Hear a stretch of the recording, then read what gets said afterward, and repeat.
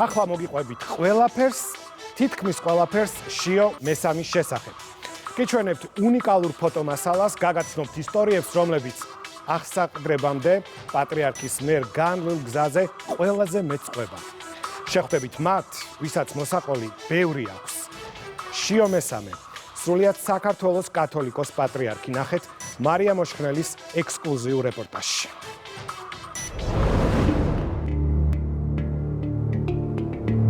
საქართველოს ისტორიაში რიგით 142 პატრიარქი სკოლის ძველ ჟურნალში მე-200 ნომრადაა აღრიცხული. ეს ჩანაწერი მაშინ გაკეთდა, როდესაც ელიზბარ მუჯირი ბარნოვის ქუჩაზე 53 სკოლაში ჩაირიცხა. მუჯირი ელიზბარ თეიმურაზის ძე, დაბადებული 1969 წლის 1 თებერვალს, ქართველი. სამაგალითო კლასად ითვლებოდა სკოლაში ჩვენი კლასი. გამრიგებელი 0 კლასიდან მყავდა ლონდა ლეჟავა, არაჩვეულებრივი პედაგოგი იყო და მე უკვე თინა ფანცულაია ქართულის მასწავლებელი მყავდა. პატრიარქი იყო წყნარი, დინჯი, სწავლობდა კარგად. ჩვენი გაძლიერებული ინგლისური სკოლა იყო და განაყოფებიც ვიყავით და ინგლისურის განაყოფშიც ჩემთან იყო, ანუ შუა განაყოფი იყო, მეტრეველი, მუჯირი, ორჯონი კიდე ოქიტაშვილი ესე მოდიოდა რა. ამ დღეებში ბევრს ვკითხულობდა, ვიღაცა წერდა კელიაში იყო ჩემთან ერთად შუა მღვიმეში და მე ინგლისურის სწავლაც მქონდა მისწავლილი და მასწავლიდა რაღაც გამოთქმებს და ცხადი ასწავლიდა, იმიტომ რომ ეცოდინებოდა ძალიან კარგად. პირველ თებერვალს არის უწმინდეს დაბადების დღე. ჩვენ კლასელი ყავდა გოგონა კიდე მარინა კაცდაძე, რომელიც დაბადების დღეს 1 თებერვალს იყო და ვიყოფოდით ხოლმე 1 თებერვალს გოგოები მიდიოდნენ მარნასთან ლარისის ქუჩაზე ცხოვრობდა და ელიზბართან მიდიოდნენ ბიჭები და მე რაღაცა გაცვლა ხდებოდა ხოლმე გადმოვიდეთ რაც კარგი ბავშვობა ქონდა მოკლედ და საინტერესო ბავშვობა ქონდა. სიდინჯე თავიდანვე ქონდა კი. აი სხვა სამყაროსი იყო უფრო მუსიკაში უფრო ესეთი ხელოვნებაში ჩაკეტილი უფრო. სკოლასთან ძალიან ახლოს, ევგენი მიქელაძის ცენტრალურ სამუსიკო სასწავლებელში ჩელოთი მიმავალი ელიზბარი, რომელიც ნუკრი დავითაშვილის კლასში სწავლობდა, ის კადრია, რომელიც ყველა კლასელის მეხსიერებაში პატრიარქის ბავშვობას აღწერს. ელიზბარი და ვიოლონჩელო ერთიანი იყო და მუსიკალური სკოლა ზუსტად ჩვენი სკოლის გვერდზე იყო და თვითონაც ძირითადად დედისეულ სახლში იყო ზუსტად ჩვენი სკოლის გვერდზე, ეგეც ქურდიანების სახლი, მესამე სართულზე ისე კარგად მახსოვს, იქაც სკოლიდან გადავდივეთ ხოლმე შესვენებაზე წავდიოდით მე. სკოლის გვერდით სამსართულიანი საცხოვრებელი, უკვე გადაცვეთილი მემორიალური დაფები. ამ სახლის დიდ ბინადრებზე გვიყვება ადამიანებზე, რომლებსაც საქართველოს ისტორიაში თავისი წვლილი, საქართველოს პატრიარქში კი გენეტიკური კოდი ჩადეს. აქ, საკუთარი პროექტით აშენებულ სახლში, გრიგოლ, იგივე გიგო ქურდიანი ცხოვრობდა, არქიტექტორი, თბილისის მაზრის მთავარი ინჟინერი, რომელსაც არაერთი პროექტის გარდა თბილისის სახელმწიფო უნივერსიტეტის მშენებლობაშიც აქვს მონაწილეობა მიღებული და საკუთარი ხელმოწერით აქვს დადასტურებული 1918 წლის 26 მაისს საქართველოს დამოუკიდებლობის აქტი. გიგო ქურდიანის დამოუკიდებელი საქართველოს პატრიარქია დღეს მისი შვილთაშვილი. როცა სკოლა დაეწყო, აქვე სწავლობდა და მე ამოდიოდა ბებიასთან. ბებიას იყო უნიკალური ადამიანი, აბსოლუტურად, უჭკვიანესი პროფესორი იყო, გემატოლოგიური ინსტიტუტის დამაარსებელი იყო, მუხაძე ამ ინსტიტუტის. მისი მარჯვენა ხელი იყო დედა თამარა ჟვანია. ეს იყო გარდა ადამიანური თვისებებისა, აი ამ პროფესიონალური თვისებების, ადამიანური თვისებები ქონდა არაჩვეულებრივი. ბაბუა იყო პროფესორი, ბავშვთა ორთოპედიის დამაარსებელი. ძალიან საინტერესო პიროვნება. ეს იყო ჩემი მამამთილის ძმა. საერთოდ იყვნენ 3 ძმანი. უფროსი იყო ილიკო, შუათანა იყო ჩემი მამამთილი, ცნობილი არქიტექტორი არჩილ ქურდიანი და უმცროსი იყო ელიზბარი. ბაბუის სახელი ქვია. დაზრდიდნენ მშობლები, რომლებსაც ქალაქში თითქმის ყველა იცნობდა. დედა ნანა ქურდიანი, თბილისის სახელმწიფო უნივერსიტეტის ფილოლოგიის დოცენტი, მამა თეიმურაზ მუჯირი, სამთო მექანიკის ინსტიტუტის მეცნიერებათა კანდიდატი, მკვლევარი. მშობლები იყვნენ არაჩვეულებრივი ხალხი. ეხლა ეს იმიტომ არა რომ ეხლა უნდა არაჩვეულებრივზე ვილაპარაკოთ. მართლა იყვნენ არაჩვეულებრივი ადამიანები. ძალიან ხშირად მოდიოდნენ ჩვენთან, ჩვენ მეგობრობდით ძალიან. დედა იყო უჭკვიანესი, განათლებულესი ადამიანი. მამა ეს იყო საერთოდ ზეიმი ადამიანი. აი თუ შეიძლება ესე ითქვას, უკრავდა შესანიშნავად, ქონდა არაჩვეულებრივი ხმა, ღეროდა, გიტარაზე უკრავდა. გარდა ამისა, მას ჰქონდა თავისი საკუთარი სიმღერები. მუსიკაზე შეყვარებული ელიზბარიც პროფესიულ გზას მერვე კლასიდან დიმიტრი არაყიშვილის სახელობის პირველ სამუსიკო სასწავლებელში აგრძელებს. შემდეგ კი კონსერვატორიაში საორკესტრო ფაკულტეტზე ჩელოს სპეციალობით. სამუსიკო სასწავლებლიდან გამოგზავნილ დახასიათებაში წერია. სასწავლებელში სწავლისას მუჯირმა თავი გამოიჩინა როგორც კეთილსინდისიერმა, სერიოზულმა, ნიჭიერმა ახალგაზრდამ.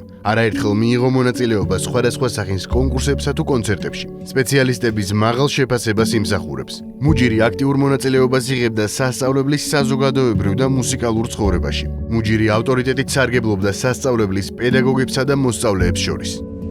ის კონსერვატორიაშიც გამოირჩევა უმაღლესი შეფასებებით და შესრულების გამორჩეული ნიჭით.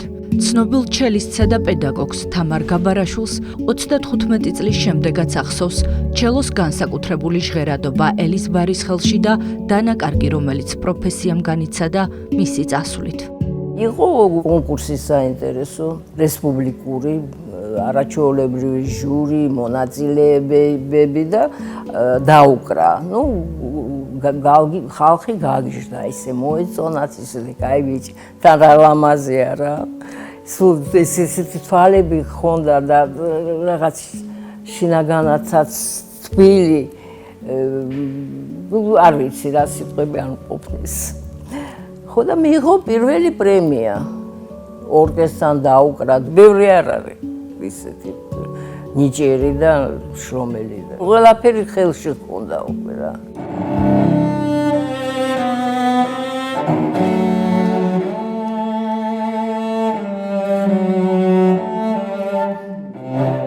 ჩელო განსაკუთრებული ინსტრუმენტია, თითქმის ანსახიერებს ადამიანის შინაგან სამყაროს. სულის ყველაზე ჩუმ და ნამდვილ ხმას ატარებს. ალბათ ამიტომაც გამოარჩია ჩელო თავად უფლის რჩეულმა.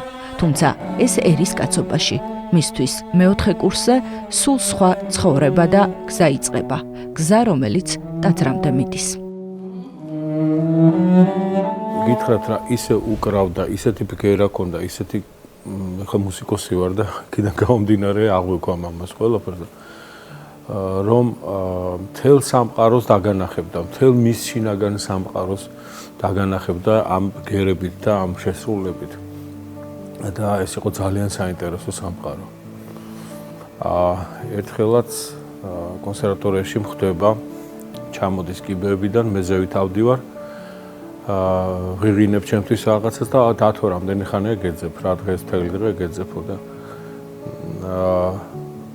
რა იყო მეთქი ვეკითხები და აიო ეს ბოლო ხანებიო ძალიან ხშირად ფიქრობო ამაზეო და ფიქრობო რომ იქნებ ღმერთო ჩემთვის უფრო მეტი უნდა რომ დავალება მომცესო რომ უფრო მეტი რაღაცა დამავალოსო ვიდრე ეს ჩელოაო და ესე გააკეთა ხელი აი ესე გააკეთა ზუსტად თვალწინ მიდგას და შენ ხო მორწმუნე ხარო ჩვენ ხშირად გვისაუბრიაო ამის შესახებო და შენ მესაუბრებიო ღმერთსეო და წამიყვანეო შენს მოძღვართანო და მაშინ ჩემი მოძღვარი იყო მამა ირაკლი მახარაძე რომელიც ახლა არის აბა ალავერდელი დავითი მეთქი აუცილებლად კი მეთქი და იმ დღესვე ჩვენ წავედით სიონში მოღვაწეობდა მაშინ მამა ირაკლი და მეუფე დავითი და გავაცანი ერთმანეთს ისე უცებ ერთ წამში გაუგეს ერთმანეთს სადღაც საღამოს 7 საათი იყო თუ რაღაცა პირველ საათამდე ისაუბრეს ერთმანეთის პირისპირ იდგნენ ესე მეც იქვიდექი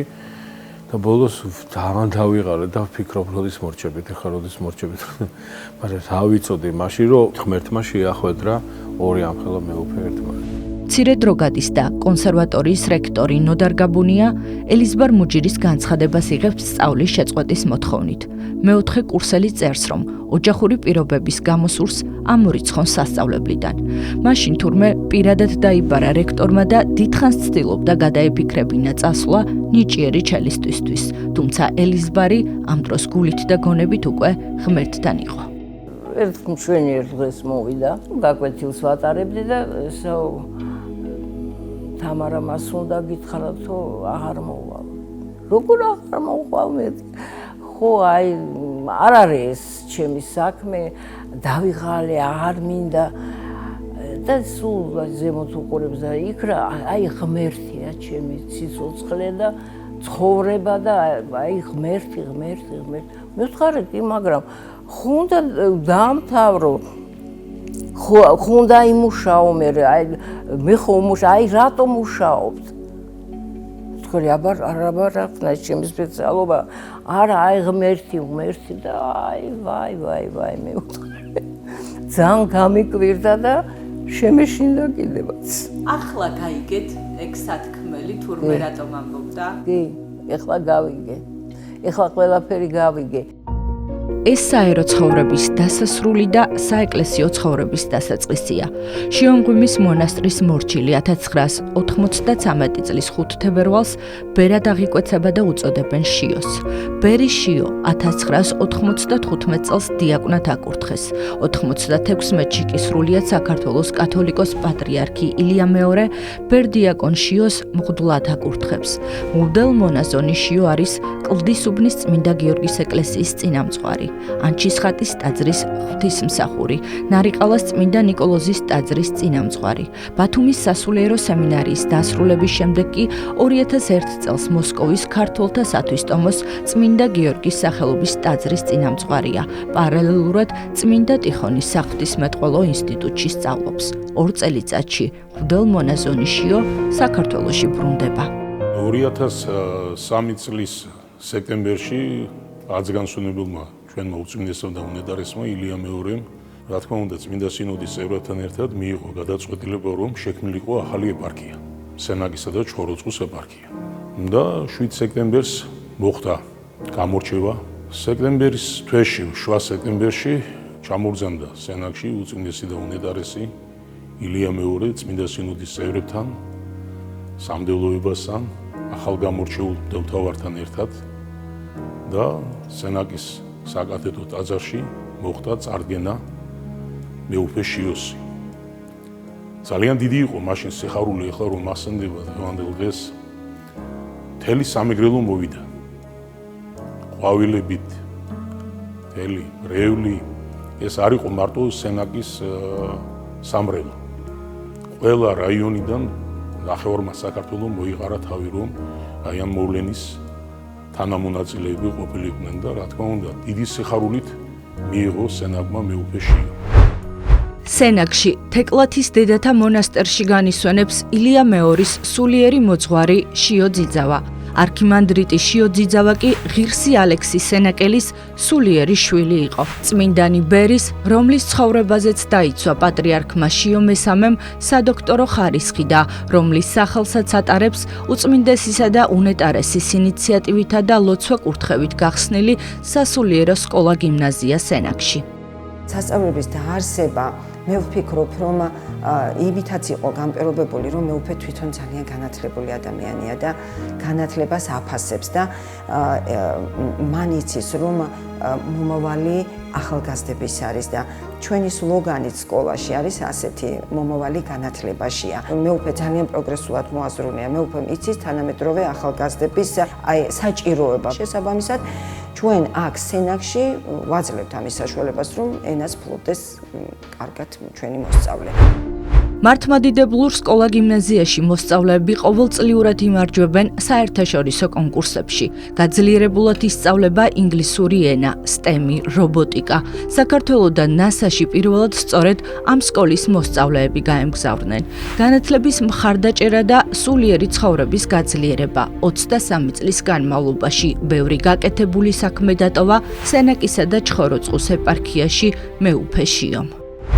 პირველი რაც ჩვენს ეპარქიაში დღიდან მეუფე შიოსი გაკეთდა, ეს იყო ჩვენი ტაძრების აშენება, ახალი მონასტრების აშენება, სასულიერო პირების გამრავლება. არაერთი ეკლესია მონასტერი აშენდა მეუფე შიოს ლოცვა-კურთხევით. და რა თქმა უნდა, სულიერი კერებთან ერთად ყოფილიყო ეს განათლება ექცეოდა ძალიან დიდი ყურადღება მის მიერ და ყველა ტაძრებთან დაარსებული არის სამრევლო სკოლები, სადაც ჩვენი მოძღვრები ასრულებენ გაკვეთილებს მრევლისთვის და სადაც მიმდინარეობს სულიერ საკითხებზე საუბარი, მრევლთან გასაუბრება იქნება, საკითხები იქნება, ლექციის სახით იქნება. ეს ყველაფერი მეუფე შიოს დიდი დამსახურებით მოხდება. კიდევ არაერთ საინტერესო ისტორიას იტევს უწმინდესისა და უნეტარესის ვრცელი ბიოგრაფია, რომელზეც კიდევ ბევრჯერ მოვყვებით პატრიარქის გზაზე, რომელიც ილია მეორემ გამოარჩია და მოამზადა სრულიად საქართველოს კათოლიკოს პატრიარქობისთვის.